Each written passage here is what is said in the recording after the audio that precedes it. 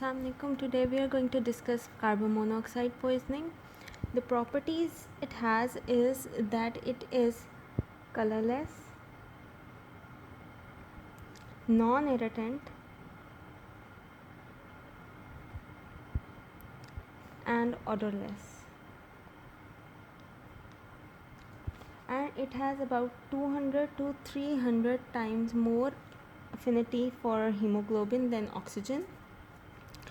The important sources include water gas, illuminating gas, any explosion in mines, and gas heaters that are not turned off at night, and cyclic engines and burning houses. The next thing we need to know are the signs and symptoms. The signs and symptoms at 0 to 10% are none. At 10 to 20% there is dyspnea, mild headache, and there may be rashes or flushed skin. Then at 20 to 30%, along with all these symptoms, there may be throbbing headache, tinnitus, and there may be weakness in coordination. At 30 to 40%, there is severe headache. There is dizziness, weakness, and collapse. There is dyspnea. There is mental confusion or mental impairment, and there may be dim vision. I'm only writing the symptoms that I haven't written above. At 40 to 50%, there is incoordination and staggering, all the drunkenness symptoms. And there is loss of memory. At 50 to 70%, there may be shine stroke breathing and coma. And then there would be respiratory paralysis. And more than 70 is fatal.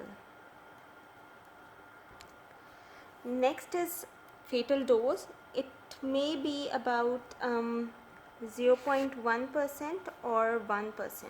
The 0.1% will have fatal effects in about 2.5 to 3 hours, and 1% will have in about 15 to 30 minutes. The treatment, because this is an asphyxial poison, therefore the treatment will include fresh air, oxygen, and giving artificial respiration, as well as giving antibiotics because of respiratory infections. Then there are post-mortem changes.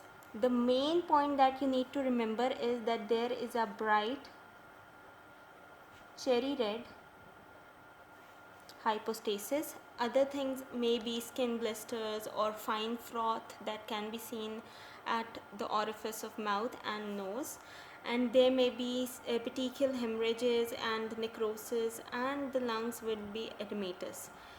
Then there is that the blood sample should be covered with liquid paraffin so that it does not interact with the air. Next thing we need to know are the important tests in carbon monoxide poisoning. There are two. One is that the blood sample should be diluted with 4 times water, and then there should be addition of 3% tannic acid. If there is more than 10% of carbon monoxide in blood, then the color would change to pinkish white precipitate.